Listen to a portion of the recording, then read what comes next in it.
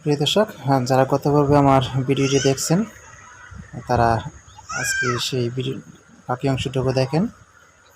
দেখেন আমরা এখানে নিচে যাব, নিচে আমরা ফুলের সাথে গিয়ে কিছু ভিডিও এবং ছবি উঠাবো। চলেন নিচে যাই।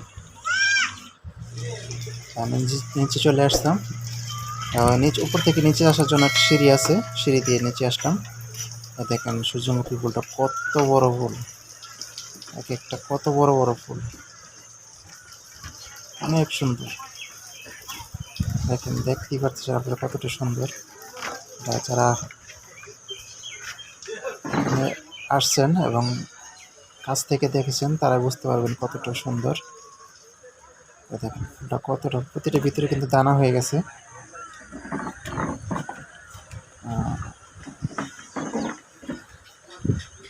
দেখেন কত বড় ফুল।